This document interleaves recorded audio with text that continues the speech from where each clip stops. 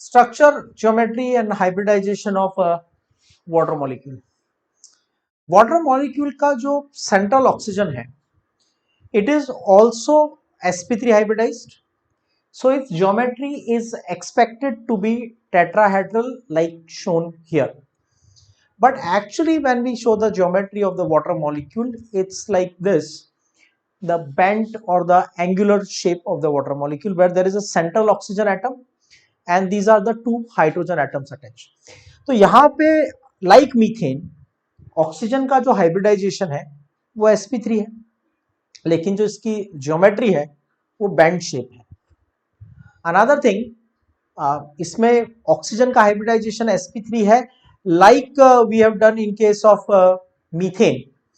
लेकिन मीथेन में जो बॉन्ड एंगल था वो था 109 डिग्री, और यहां पे जब आप ये बॉन्ड एंगल देखते हो between these two hydrogen atoms, ये बॉन्ड एंगल आता है 104 degree 30 minutes. So why these are the differences? जबकि मीथेन में कार्बन sp3, वाटर का ऑक्सीजन भी sp3, दोनों sp3 है. Number one. नंबर टू, दोनों sp3 है लेकिन दोनों की ज्योमेट्रीज अलग है, दोनों के बॉन्ड एंगल्स अलग है. So let's start our discussion. Structure, geometry and hybridization of water. So in water we have oxygen, and in case of oxygen we have the electronic configuration helium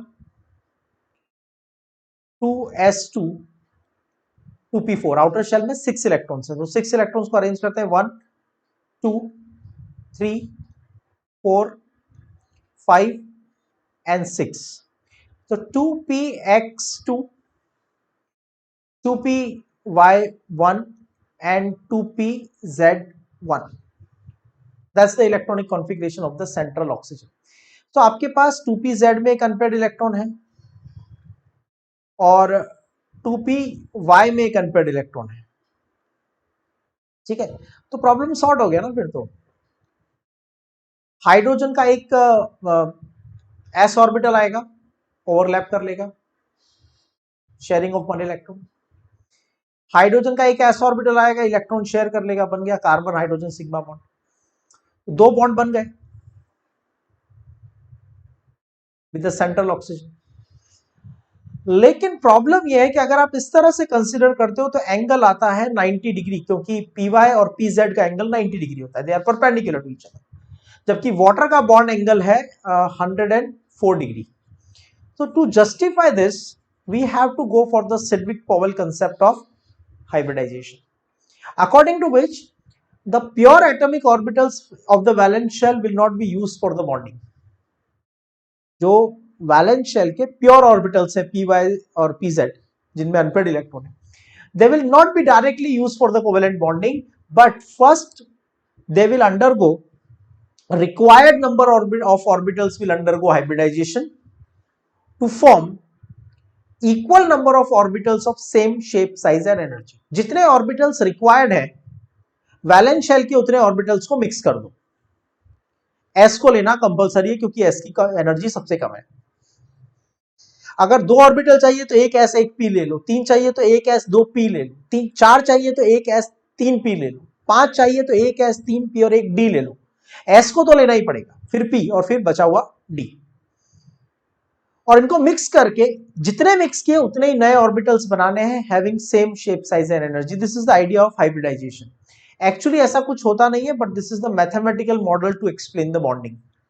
ठीक है, अब इसमें मैंने एक वर्ड यूज किया, required number of orbitals. तो how many orbitals you require? Number of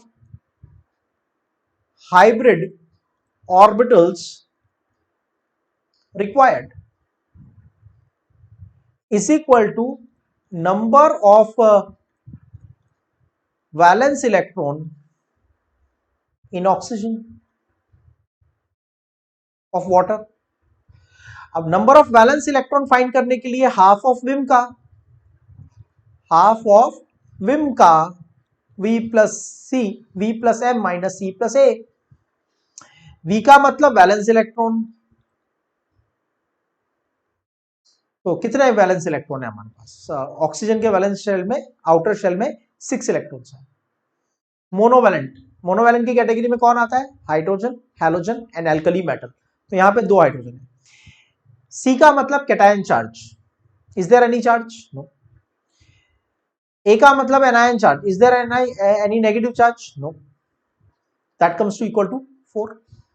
4 का मतलब sp3. तो oxygen of water is sp3 hybridized.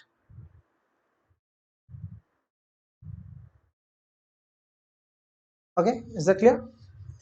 तो sp3 हाइब्रिडाइजेशन शो कर देते हैं. तो क्या होगा, ये s और p ऑर्बिटल का शेप, साइज और एनर्जी डिफरेंट है.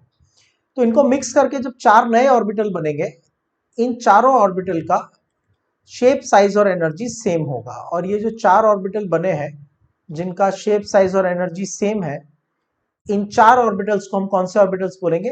These 4 orbitals will be called as sp3 orbitals. ठीक है, sp3 orbitals.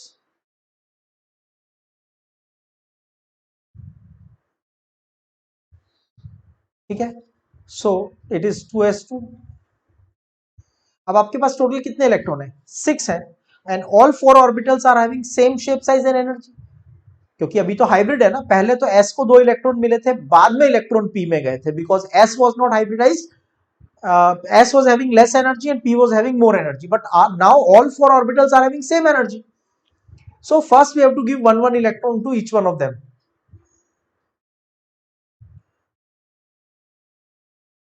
And then remaining electron will undergo the pairing. तो जो 4 ऑर्बिटल्स हैं, sp3 के 4 ऑर्बिटल बने, 4 ऑर्बिटल्स अरेंज हो जाएंगे tetrahedrally. sp3 orbital 1, sp3 orbital 2, sp3 orbital 3 and sp3 orbital 4. अब इनमें इलेक्ट्रॉन्स अरेंज करो. 1, 2, 3, 4, 5 एंड 6. इसका मतलब ये जो 2 sp3 ऑर्बिटल्स हैं, इन 2 sp3 ऑर्बिटल्स के पास है lone pair, non bonding pair of electron. ये इलेक्ट्रॉन ऑलरेडी पेयर्ड है, तो ये बॉन्डिंग में पार्टिसिपेट नहीं करेंगे. हाइड्रोजन के साथ बॉन्ड कौन बनाएगा? जो sp3 ऑर्बिटल्स जिनके पास अनपेयर्ड इलेक्ट्रॉन है. Now they will overlap with the s orbital of hydrogen and this bond will be formed. तो यहां पे आ जाएगा हाइड्रोजन का s ऑर्बिटल, यहां आ जाएगा हाइड्रोजन का s ऑर्बिटल, बन जाएगा H2. ठीक है. नाउ लिसन, जब 4 ऑर्बिटल्स आपके पास फॉर्म हुए, तो इस तरह से 4 ऑर्बिटल्स आपके पास है, और ये चारों ऑर्बिटल्स हमारा एक्चुअली टेट्राहेड्रल स्ट्रक्चर को शो कर रहे हैं. लेकिन इन 4 ऑर्बिटल्स में से आप क्लियरली देख सकते हो कि जो 2 ऑर्बिटल्स हैं,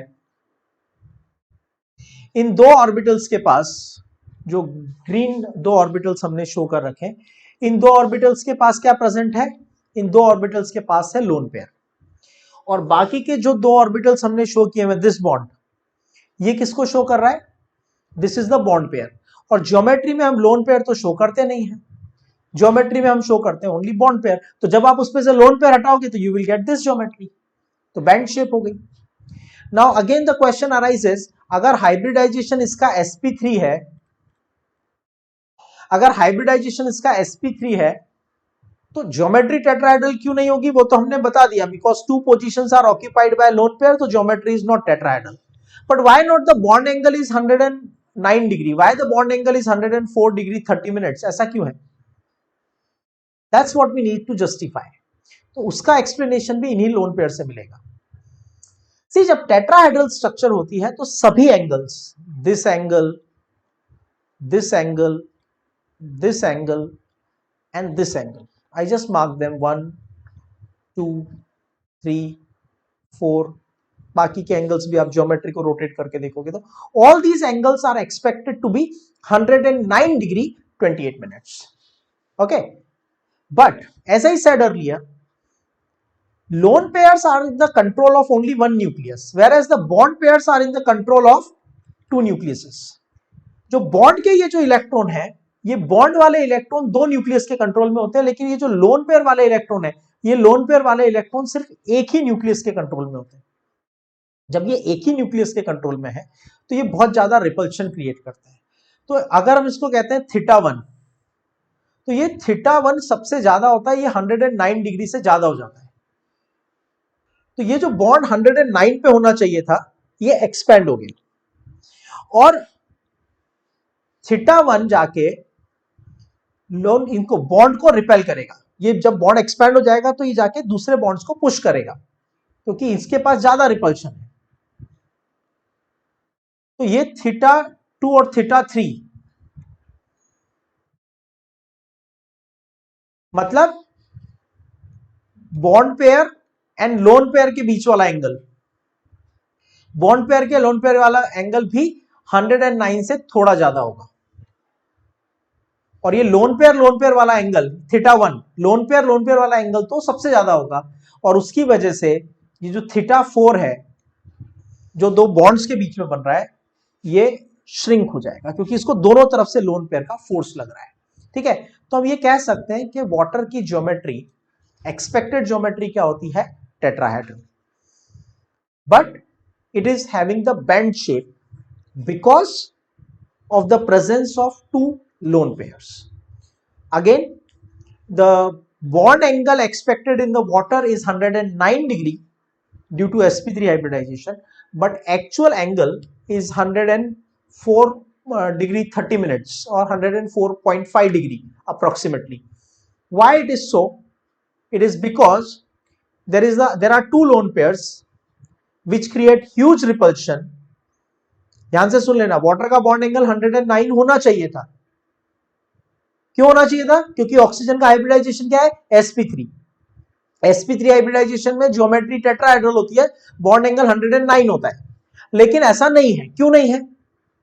द रीजन इज कि जो लोन पेयर्स हैं वो दोनों लोन पेयर इतना ज्यादा रिपल्शन क्रिएट करते हैं कि वो जाके बॉन्ड पेयर को पुश करते हैं। जब दोनों लोन पेयर एक दूसरे से दूर जाते हैं तो दोनों लोन पेयर एक दूसरे से दूर जाते हैं, लेकिन किसके पास जाते हैं, बॉन्ड पेयर के पास।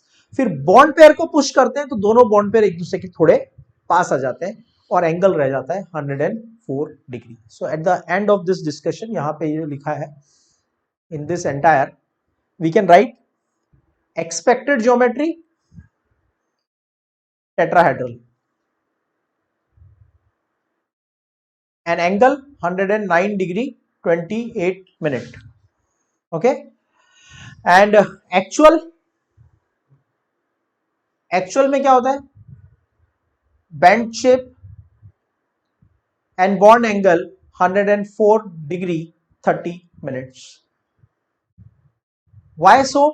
Because of the presence of two lone pairs.